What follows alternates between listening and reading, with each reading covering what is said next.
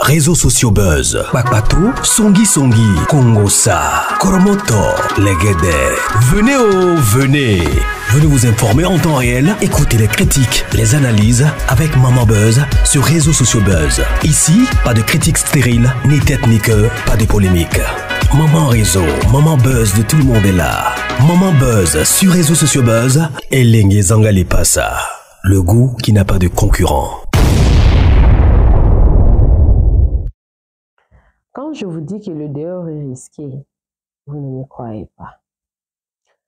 J'ai refusé 100 000 $ pour adhérer à une secte.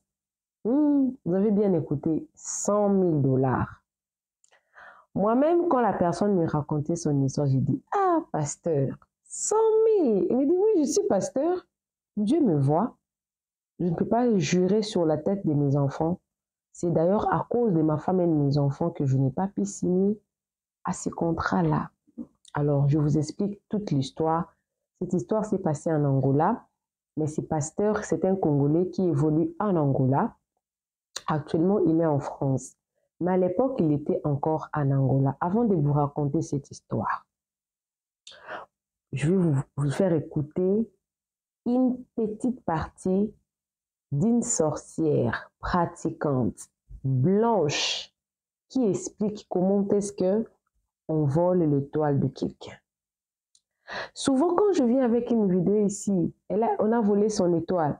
Les étoiles n'existaient pas. Vous parlez toujours des chances. Mais quand j'ai écouté ça ce soir, je me suis vu combien des fois je suis dans le droit chemin. Quand je viens vous dire ici, ne faisez pas l'amitié avec n'importe qui. Ne couchez pas avec n'importe qui. Les gens ne me croient pas. Écoutez d'abord ces petits témoignages de 6 minutes. Après, je vais vous raconter maintenant l'histoire de ce pasteur qui a refusé 100 000 $ pour adhérer à une secte. C'était comment?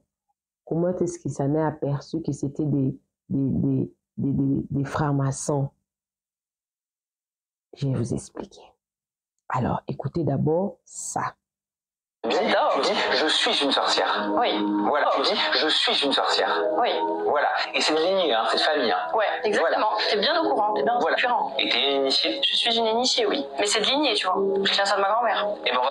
Et tu as dit, la personne à qui vous faites l'acte peut vous voler toute votre énergie. La personne peut vous donner tout ce qu'il y a de négatif, ses traumas, sa malchance, tout ce qui ne va pas dans sa vie. Donc avant de coucher avec n'importe qui, réfléchissez 2 fois. Qui était toxique, il m'inspirait mon énergie, il me vampirisait, j'étais tout le temps fatiguée. Là, je peux enfin le dire, voilà, parce que je pense qu'il s'en fout maintenant, qu'il est passé à autre chose, mais il m'a littéralement pompé ma lumière, pas que mon énergie, ma chance. Regarde, il est monté, je suis descendue.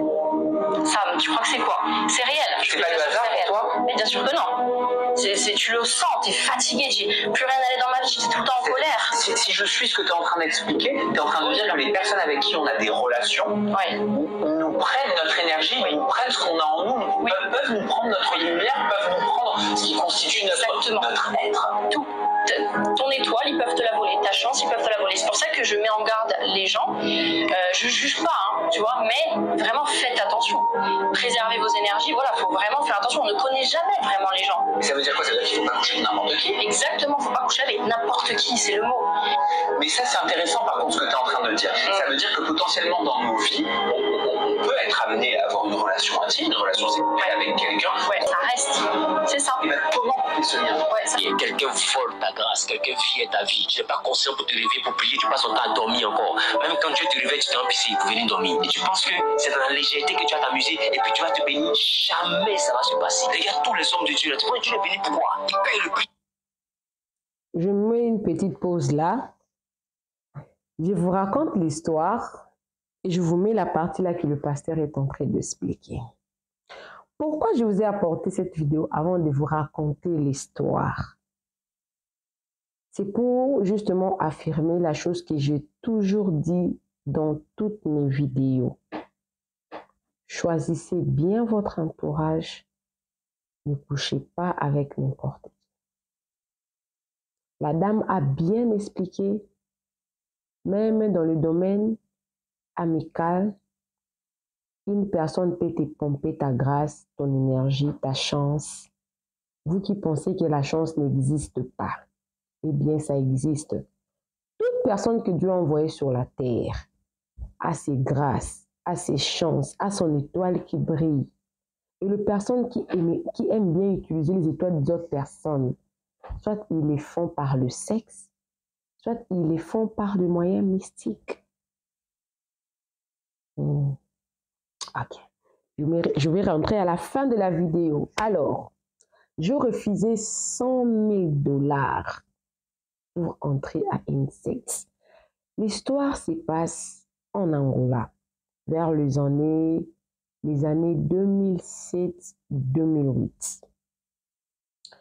Le pasteur Georges, il s'appelle Georges, il m'a dit, Maman Beuse, tu peux citer mon nom. Je m'appelle Georges. J'habitais à Palanca. J'étais jeune pasteur. J'aimais Dieu depuis le Congo, la République démocratique du Congo. À l'époque, mon père venait de mourir au Congo et nous avons vendu notre parcelle familiale.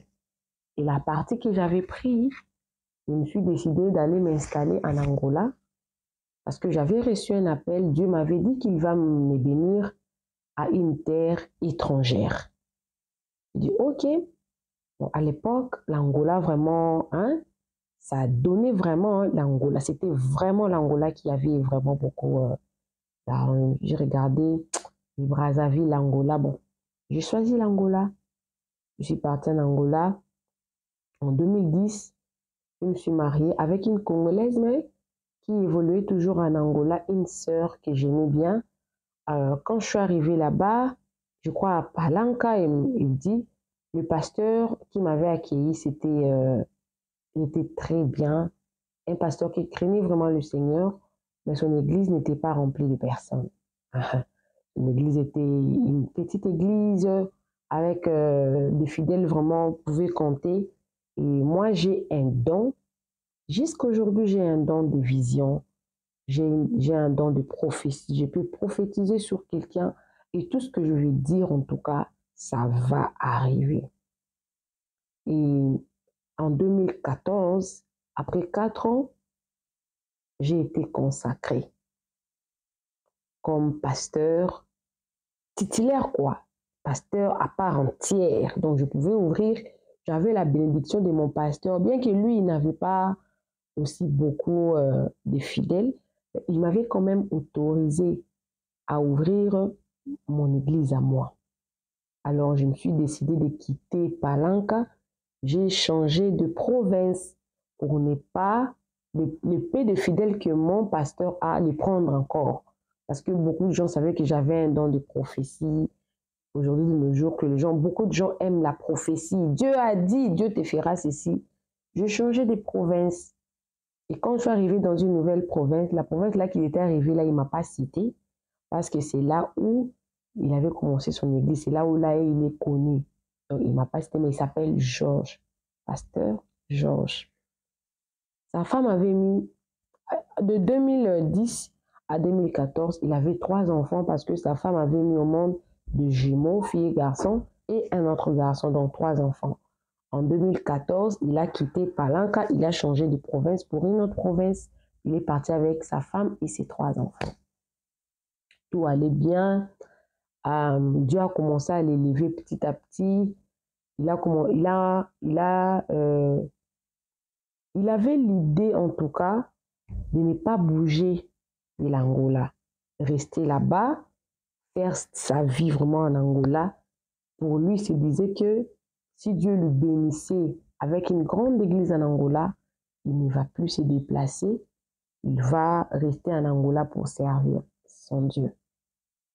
Et il s'est fait que il avait prié pour une dame là, qui était vraiment, il avait des moyens. Son père travaillait dans une compagnie pétrolière. Cette femme-là était malade. Alors, le pasteur Georges avait prié pour elle et la dame était guérie. Quand la dame est guérie, elle lui a posé la question, qu'est-ce que tu veux que je puisse faire pour toi et pour ton ministère? Et puis, le pasteur Georges lui a dit que non, j'aimerais avoir ma propre maison. Pas pour l'église, mais ma propre maison. C'est là où cette dame-là elle avait acheté une parcelle, une maison déjà construite. Hein? Déjà, c'était comme ça. Comme ça, il avait gagné sa petite maison. Mais lui également, à son tour, le ministère, en tout cas, n'avançait pas. C'était, des fois, il atteignait 50 fidèles, des fois, ça revenait à 30, des fois, ça venait à 70. Ça mouvait comme ça. Et lui, il suivait la prophétie, la promesse de Dieu. Dieu lui avait dit qu'il va les bénir par son ministère. Elle me dit, maman, à l'époque, je ne savais pas. Ma femme aussi m'était trop au monde. Ce qui fait qu'en 2016, j'avais déjà 5 enfants. 6 ans de mariage, 5 enfants. Ma femme ne voulait pas prendre le contraceptif. Alors, la vie, en tout cas, ça n'allait vraiment pas. C'était très dur pour moi jusqu'à ce que j'ai commencé à vendre des petits trucs. Je pouvais tellement que je ne voulais pas avoir un travail à full time. Je voulais être un peu libre pour s'occuper de mon église. 5 enfants, ma femme ne travaillait pas, je pouvais vendre du jus, je vendais de l'eau. C'était de l'humiliation à l'humiliation. Des fois même, je disais, j'ai été consacré pasteur. Je vais quand même rentrer dans mon église. Hein, mon église précédente là, comme ça, comme j'ai un don de prophétie, moi je vais commencer à prophétiser. Comme ça, les gens vont commencer à venir à l'église, je vais rester comme pasteur. Oui, j'ai une maison, mais il faudra quelque chose pour manger. Ça n'allait pas.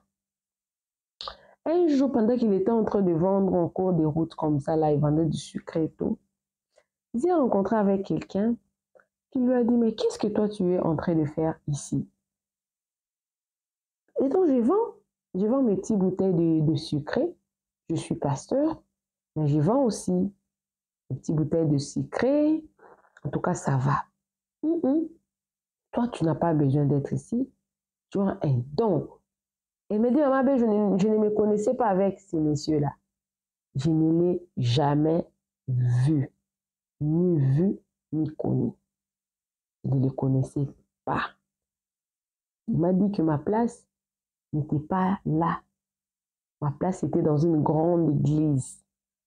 Il me voyait déjà dans une grande église avec beaucoup de fidèles. Je ne pouvais pas vendre comme ça. Donc, il m'a donné sa carte pour aller le visiter dans un hôtel de la place. Il m'a dit que c'était un homme d'affaires, mais aussi c'était un homme de Dieu. Il est aussi pasteur. Il venait de Londres. Il venait pour une affaire là-bas, pour une conclusion en tout cas d'un contrat sur le pétrole. Sur le pétrole, et Dieu lui a parlé que lui ne devait pas être dans cette situation-là. Et le Seigneur lui a dit qu'il devait le bénir. Il a aussi pris sa carte, comme aussi il était aussi pasteur. Ils ont parlé et puis il est parti. Le soir, l'adresse où le monsieur l'aurait donnée, il est parti dans son hôtel. Quand il est parti dans son hôtel, ils ont parlé. Il lui a remis l'argent, mais l'argent c'était en dollars. Il me dit, maman, en 2016, des choses déjà marchaient pas tellement bien en Angola. L'argent là qu'il m'avait donné en dollars, là, ça faisait pas beaucoup d'argent en monnaie là-bas. C'est pas beaucoup d'argent. Mais ça avait quand même aidé. Et les messieurs là, qu'est-ce qu'ils faisaient? Chaque jour, ils passaient là, ils me remettaient un montant un peu plus. Ce qui faisait que je ne pouvais pas rester toute la journée pour vendre dans ce coin-là. Donc, dès que je les voyais, en tout cas, j'étais content parce que je savais qu'il allait me donner un peu de l'argent qui pourrait me servir, en tout cas, pour acheter du courant, manger un peu. Et il s'est fait que le jour où j'étais partie le voir pour la première fois, on avait parlé des divers. Il m'a posé la question, comment est-ce que le ministère, le pastorat évolue ici en Angola? Je lui ai dit pas trop bien mes visions, en tout cas, que j'avais au niveau des pays. Dieu m'avait dit qu'il va me bénir, en tout cas. Mais j'essaie d'évoluer comme ça. Tantôt j'ai 30, tantôt j'ai 50. Et puis les messieurs là, lui a dit, tu vas en avoir plus. Tu vas en avoir plus si toi tu veux. Même, il faudra que je puisse d'abord rentrer, demander à mon père spirituel si on peut t'aider en ce sens-là. Ok, il n'y a pas de problème. Un jour avant de rentrer, le monsieur, il donnait 50, 30. Ce jour-là, le monsieur lui avait donné $1000. Il a dit, les $1000 que je te donne ici, c'est pour te maintenir en contact avec moi, spirituellement, pour que tu ne m'oublies pas. Parce que je vais te rappeler, le jour où je vais te rappeler, sache-les que mon père spirituel a accepté qu'on puisse t'aider. Parce que nous aidons de personnes comme vous, de personnes qui ont les soucis des ministères, de servir Dieu, qui ont des grandes visions, d'avoir de posséder une grande église. On peut prendre la photo ensemble. Il a dit, ok, il n'y a pas de problème. C'est là où j'ai compris qu'il ne faut pas prendre des photos avec n'importe qui. Ce n'est pas avec n'importe qui que tu peux prendre la photo. Avec le pasteur là, ils ont pris la photo. Avec l'argent qu'il lui avait remis, ils ont pris la photo. Et après ça, il n'a plus jamais revu ces messieurs-là. 2016, c'est passé. 2017, en début 2018. Tout n'allait pas dans ma vie. Tout n'allait pas. Tout, en tout cas, quand je dis, le monsieur a dit, Maman Beuse, quand je dis tout n'allait pas, tout n'allait pas. Alors moi et ma femme, on s'est décidé de quitter l'Angola, donc nous voulons vendre cette maison-là que la dame nous avait donnée pour faire le démarche avec 6 enfants. 6 enfants, il a 6 enfants. Pour essayer, à l'époque, on voulait partir au Brésil, partir en Brésil et ensuite entrer même aux États-Unis, même au Canada. Parce que je ne voulais pas laisser les ministères comme étant pasteur en Angola. Parce que je m'étais dit que si je laissais, les gens allaient rire. Parce que ça ne payait pas. Ils faisaient des commerces, tout n'allait pas. Un jour, le matin, début 2018, ils voient un appel. Allô, Georges, tu te souviens de moi? Non, je ne me souviens pas. Le monsieur là commençait à lui rappeler. Il lui a rappelé, quand tu vendais, c'est moi qui étais venu. J'avais perdu son numéro, j'avais perdu ton numéro, mais je viens de le retrouver. Tu te souviens, non, je t'avais dit que si je t'ai rappelé, c'est que mon père spirituel a accepté. Oui, mon père spirituel a accepté et nous sommes prêts de te prêter $100,000 pour construire ton église. Et aussi, en construisant ton église, nous allons t'envoyer tout. Donc, on va construire il a dit ceci, on va t'envoyer des gens qui vont venir parler avec toi. Et ensuite, on mettra $100,000 à ta disposition. Avec ces $100,000 là, tu vas construire ton église. Et nous, au niveau de Londres, on va maintenant t'envoyer les micros, les baffles, le chaise, tout ce qui concerne ton église. Et après ça, tu seras maintenant consacré pasteur dans notre église à nous. Il a dit non, moi j'ai été déjà consacré pasteur. Il a dit non, là c'était dans votre église. Maintenant dans notre église également, on va aussi te consacrer également pasteur. Nous c'est comme ça. Et cet argent-là qu'on va te donner, on ne va pas te donner ça comme c'est cadeau. Tu vas rembourser parce que nous on fait comment? Nous on fait quand on te consacre dans notre communauté. On va maintenant commencer à t'envoyer des fidèles. Nous-mêmes, on va commencer à te recommander des fidèles. Des fidèles vont commencer à venir parce que nous, on va les recommander.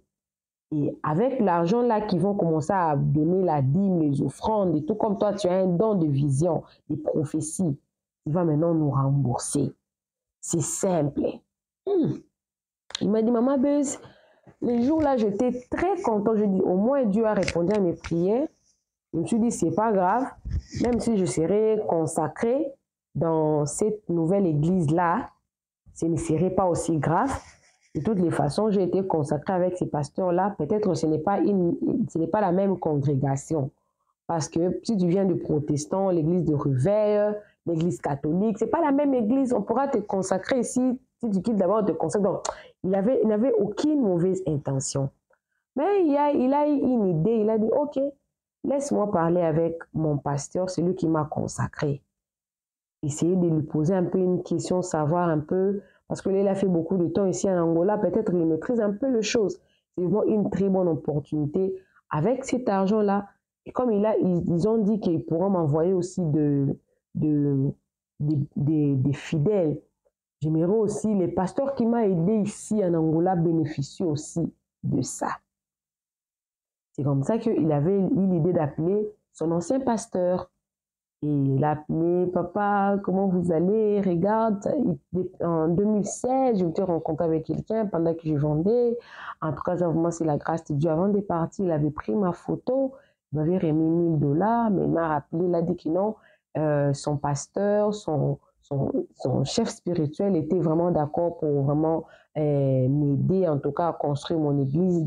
Ils sont prêts, en tout cas, à me donner $100,000. Avec ces $100,000-là, je vais construire mon église, mais je ne vais pas dépenser pour acheter des micros, des baffles, tout. Et ils vont envoyer à partir de Londres.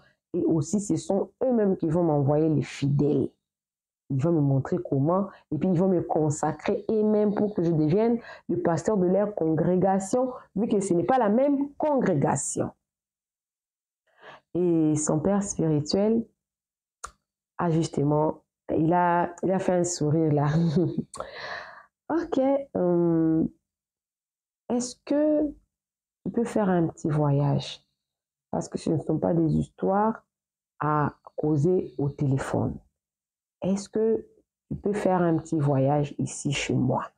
Comme ça, on aura le temps de bien parler parce que oui, c'est vraiment une chance. Je suis très contente, vraiment. Je suis très content que ça t'arrive, toi. Mais j'aimerais t'expliquer une chose.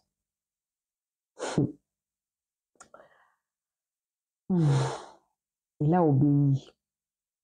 Il est rentré à Palanca. Ce pasteur-là lui a fait asseoir. Son père spirituel, c'est lui qui l'a consacré. Il me dit, mon fils Georges, je t'aime beaucoup. J'ai l'impression que tu me connais, mais tu ne connais pas mon histoire. Son pasteur-là, je rappelle, quand Georges était arrivé en Angola, le pasteur-là n'avait que 2 enfants. C'est là que l'histoire commença.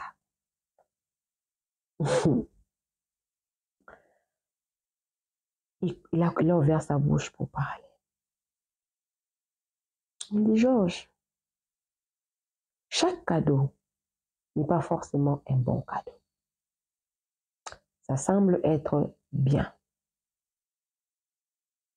Les pasteurs là commencent à lui donner des signes. La première fois qu'il t'a donné l'argent, c'était combien? Il lui a donné les montants. La seconde fois qu'il t'a donné l'argent, c'était combien? Il lui a donné les montants. Les derniers jours avant de rentrer, il t'a donné combien? Oh, $1000. Vous avez pris la photo? Oui. OK. Expliquez qu'est-ce qui va t'arriver si tu acceptes de prendre cet argent. Il a dit, toi, tu es venu en Angola en 2007. C'est l'année où il était venu en Angola. Le pasteur là est arrivé en Angola en 1998. Vous qui pensez que les sciences occultes ont commencé maintenant, ça n'a pas commencé maintenant. Ça a bien commencé il y a longtemps. Il est arrivé en Angola en 2000 et en 1998. En 2005, quand les téléphones ont commencé, on appelait ça les Tilili à l'époque, les pasteurs là avaient rencontré un monsieur qui lui avait donné un téléphone. À l'époque, là, il avait les unités. 2005, il y avait déjà de téléphones. Mais ce n'était pas tout le monde qui avait le téléphone. À l'époque, yes. Il était venu dans son église, il a apprécié. Il a dit aussi qu'il était un pasteur. Il donnait aussi, à l'époque, là, les dollars, c'était beaucoup d'argent en Angola. Il donnait aussi, et puis il a fait aussi donner le même montant, 1000 $. À l'époque, c'était beaucoup d'argent, 1000 $. Et lui, il avait promis également, il va lui donner 100 000. Malheureusement, pour les pasteurs là qui avaient accueilli Georges, il avait accepté le 100 000. À l'époque, le pasteur avait 8 enfants. 8 enfants. Georges était venu en 2007. Il lui a trouvé avec 2 enfants. En 2005, c'est là où il avait reçu l'appel à partir de Londres, toujours. Il était content. Ils ont construit pour lui l'église. Ils ont envoyé les matériaux. Il a mis 6. Quand ils l'ont consacré pasteur, il a fait que 6 mois comme pasteur. On lui a dit, tu es devenu pasteur, tu as une grande église, maintenant il faudra que tu commences à nous payer. Il a dit, ce n'est pas un problème, je vais commencer à vous payer. Ce n'est pas grave, j'ai déjà beaucoup de fidèles qui me viennent. Donc, en tout cas, il n'y a pas de problème. Il dit, non, non, non. Nous, on t'a donné 100 000 $. Tu penses qu'on a besoin vraiment de 5 000 $ en retour? Non. Il faut que tu payes quelque chose de plus important. Il dit, quelle chose? Il a dit, tes enfants et ta femme. C'est ce que nous, on veut. Il dit, non. C'était un contrat. Nous, on a beaucoup d'argent. Tu penses qu'on aura vraiment besoin encore de ça? C'est nous qui t'avons donné ça. Tu penses qu'on aura vraiment besoin? Non. On veut ta femme et tes enfants. C'est en ce moment-là qu'il a compris. Il a été initié sans le savoir. Mais lui, de son côté, il priait les dieux. Mais il possédait des biens qui ne lui appartenaient pas. Et c'est comme ça que, entre juin 2006 et juin 2007, il a perdu 6 enfants. 6 enfants. 6.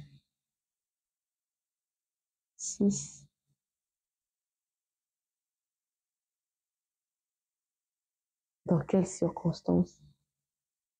Des maladies, des accidents. 6 enfants. Tu vas te plaindre auprès de qui? Il a dit, ces personnes-là n'ont pas de représentation ici en Angola. Ils n'ont aucune représentation en Angola. Je pouvais me plaindre auprès de qui? Auprès de qui je pouvais me plaindre? Je n'avais pas où me plaindre. Je n'avais pas où me plaindre. Mes enfants ont mouru. 6 enfants en l'espace d'une année. J'ai perdu 6 enfants. Et qu'est-ce que j'avais fait? J'ai commencé à demander pardon à Dieu. J'ai demandé pardon. Seigneur, pardonne-moi. Pardonne-moi. Pardonne-moi. Pardonne-moi. J'ai commencé à faire la repentance. Pendant que j'étais en train de faire la repentance, dans mon église, je ne venais plus. Tout devenait sèche. Sèche. Sèche.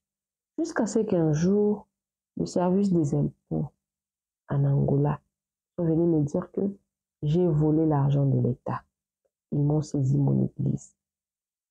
Mes enfants sont morts. Ils ont fermé mon église. C'était très compliqué pour moi. J'ai pleuré. Depuis ce jour-là, je me suis dit, même si j'ai un seul fidèle dans mon église, je ne peux pas accepter l'aide de quelconque personne. Voilà pourquoi quand tu m'as appelé, Tu m'as expliqué. J'ai compris directement que ce sont les mêmes personnes. Combien de personnes, combien de vies vont détruire? J'ai perdu 6 enfants. Voilà pourquoi moi, je ne m'inquiétais même pas, même si mon église ne marchait pas. Parce que je sais d'où je viens. Ma femme n'est pas morte. Elle est devenue très maladive. Beaucoup de personnes se posent des questions. Pourquoi est-ce que moi je suis pasteur, je prie pour les gens, mais ma femme ne guérisse pas? Aujourd'hui, je paye le prix, je paye les conséquences. Si tu acceptes ces 100 000 $ là, sache-les que ce sont tes enfants qui vont prendre au retour. Ce n'est pas un film Nigeria que je te raconte. Demande à mon entourage combien d'enfants j'avais. Ils vont te dire que j'avais 8 enfants. Aujourd'hui, je n'ai que 2. Mes 6 enfants sont partis. Mes 6 enfants sont partis. Il a pleuré. Et puis il a posé la question, j'avais déjà pris 1 000 $, là, des millions. Là, ils ne t'ont pas proposé. C'est ces 100 000 $ là qui se seraient un piège pour eux. Ne les prends pas. Et monsieur l'a rappelé, c'était maintenant le jour où il devait envoyer l'argent parce que lui, il devait donner non. Et il devait envoyer les gens pour venir commencer à construire, là, donc chercher la place, l'endroit, acheter, commencer à construire. Et monsieur là, il a appelé. Georges leur a répondu, merci beaucoup pour votre offre, mais moi et ma femme, on s'est décidé en tout cas de quitter l'Angola. On ne s'est rappelé en Angola, on va immigrer dans un autre pays. Alors je me suis dit, quand je vais arriver dans le pays là, que je vais arriver là, en ce moment là que je vais vous rappeler. Parce que je ne compte plus rester ici en Angola. En attendant que j'arrive dans ces pays-là, je vous rappellerai pour maintenant pousser m'envoyer ces personnes-là. Et le monsieur là a dit, tu es bête. Tu viens de rater la chance de ta vie. Je pense que quand tu vas arriver dans ces pays-là, moi je serai toujours là en train de t'attendre. Je ne t'attendrai jamais, tu es bête. Il a dit, il n'y a pas de problème. Mais je vais te rappeler où est-ce que tu vas trouver mon numéro. Oublie ces numéros. D'ailleurs, c'est moi qui t'appelle. Toi, tu as déjà vu, tu appelles ces numéros, ça passe. Imbécile, bête, un homme bête comme toi. Voilà pourquoi tu vas rester seulement dans la pauvreté, crever ta misère. Tu es bête. Et puis il a coupé. Après seulement 6 mois, ils ont pu quand même vendre la maison. Avec sa femme, ils ont demandé le visa de la France. L'ambassade a donné toute la famille les visas. Aujourd'hui, il est en France. Il a son église qui évolue bien dans une des provinces en France. Avec sa femme, maintenant il a 7 enfants qui évoluent bien. Il voulait partager son histoire. Il dit, maman, beaucoup d'églises aujourd'hui, on lui offre comme ça. Maintenant, actuellement, là, ce phénomène-là, à l'époque, ça s'est passé en Angola. Mais ce phénomène-là, ça se passe maintenant au Congo. Vous voulez voir un pasteur, un jeune pasteur, et qui a une grande église construite, les fidèles. Et je connais aussi un pasteur, pour ne pas citer son nom. Il y a eu une époque où ce pasteur-là était vraiment... Mais après, aujourd'hui, vous pouvez aller dans son église. Il n'a même pas 150 fidèles. C'est comme ça que ça se passe. Le dehors est extrêmement risqué. Finissons avec ce que j'avais commencé, les histoires d'étoiles là. Le diable ne viendra pas te prendre quelque chose qui ne te coûtera pas. Il te prendra toujours quelque chose qui va te coûter sérieusement, que quand tu vas le perdre, tu vas te sentir très sale. Il n'y a pas de gloire sans prix à payer. Tu penses que tu vas vivre dans l'injustice et puis tu viens te rémunérer, tu ne recherches même pas la pureté, c'est même pas ta priorité, plaire à Dieu n'est pas ta priorité, tu fais même pas d'effort. Tellement pour toi-même, Dieu doit te prendre comme ça. Quand tu vis comme tu veux, il n'y a aucun remords. Tu fais du mal et puis il n'y a aucun remords. C'est les hommes mariés qui t'entretiennent, c'est eux qui payent maison pour toi, c'est eux qui payent tout. Tu es un garçon, tu es gigolo et tu n'as pas remords. Tu as couché, tu es à l'aise. Tu sais, ne croyez pas. C'est pas parce qu'il a envie d'éjaculer qu'il vient avec toi dans les rêves. C'est parce qu'il fait un avec toi. Oh, il sait que quand il fait un avec toi, ce qui est en toi, il a accès à ça. Parce que le rapport sexuel donne accès à ce qui est en toi, spirituellement. Donc quand le démon vient dans ton rêve coucher avec toi, que tu sois garçon, que tu sois femme, c'est parce que le démon sait que par le sexe, vous formez combien? Et c'est aussi une dimension du démon qu'on appelle la prostituée. Apocalypse dit, viens et je te montrerai la grande prostituée qui est sur les eaux. Donc ça veut dire que coucher avec les démons en rêve, c'est coucher aussi avec une dimension de la prostituée. Et avec quand tu sors avec elle, tu fais un avec elle. Alors comprends que si déjà dans tes rêves, des gens viennent coucher avec toi, ça veut dire que quelque part les gens utilisent le rapport sexuel pour contrôler ta vie et tes grâces. Alors quand c'est comme ça, tu verras que de plus en plus, tu vas passer ton temps à rater les opportunités. Tu vas passer ton temps à reprendre toujours les mêmes choses dans la vie après qu'ils vous ont été volées. Voilà pourquoi la Bible déclare que le diable ne veut que pour détruire, pour vous voler. Il vole comment? Tu penses qu'il rentre dans la douche comme ça, puis sur la télévision, vas-y, le diable vous vole d'une autre manière. Et sa meilleure manière de rentrer en toi, c'est pas le sexe. Parce que par ce rapport-là, il devient un avec toi et il peut maintenant te voler. Certains ne volent pas portable, les amis. Dans ce sens, ils volent quoi? Demandez-moi. Dites-moi, qu'est-ce qu'ils volent? Ils volent les étoiles. Donc, si le rapport intime crée dans ta vie du plaisir, ça ne veut pas dire que ça a été créé pour le plaisir. Il y a quelque chose de vital que tu reçois dedans, ou il y a quelque chose de mortel que tu reçois dedans. Et la plus belle illustration de la mort que tu peux avoir dedans, c'est la maladie d'abord. La maladie à l'origine, elle est où? Elle est dans la vie de l'autre. Quelle est la maladie par excellence là-bas? VIH. À l'origine, elle n'existe pas en toi, elle existe en l'autre. Mais le simple fait d'y aller, on dit tu contactes ça, mais pas le canal du quoi? Du sang. Ça veut dire que lorsqu'il y a rapport, il y a échange de sang. Ce qui est en lui entre en toi et ce qui est en toi entre en lui. Parce que vous devenez une seule chair. La faiblesse ne justifie pas ton erreur. Il dit recherche ta sanctification. Même quand tu es faible, fais ton effort pour éviter les choses. Et quand tu sais que tu es faible, éloigne-toi. Ça encore, c'est une autre façon de résister. Voilà, je pense que vous avez suivi. N'acceptez pas n'importe quel cadeau à n'importe quelle personne. Dans ce monde, il n'existe pas de la gratuité. La gratuité n'existe pas. Un bon entendeur, allez. C'était là l'histoire de Georges. J'ai profité de faire passer ces messages parce que le témoignage là m'avait tellement touché. Tellement touché. Beaucoup de vies, beaucoup de destinées ont été détruites seulement par le sexe. Actuellement là, le sexe est devenu presque rien. Il y a beaucoup de vies. Vous voyez le jeune mourir, le jeune meurt. Il meurt. Peut-être même ils sont déjà mariés. Tu as eu à faire une vie d'avant. Tu es marié. Ah, je suis sûre parce que je suis mariée. Et tant que tu n'as pas coupé le lien avec ton passé par la prière, Dieu va te réclamer et tu mourras. Appelez-moi Maman Réseau. Appelez-moi ma puce. Si tu veux m'envoyer ton histoire, sens-toi très à l'aise de m'écrire avec ces numéros. Prends le temps de me raconter ton histoire en 5 minutes dans chaque voice. Et je reviendrai pour répondre et poser quelques questions et surtout raconter ton histoire. On se retrouve prochainement dans une nouvelle vidéo. Tu veux un coaching, donc tu n'as pas de chaîne YouTube, mais tu veux avoir une chaîne YouTube, mais tu ne sais pas par où commencer, contacte-moi.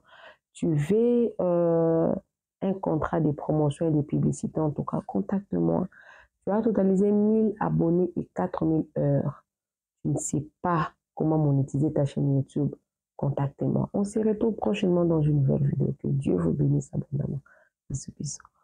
Bye.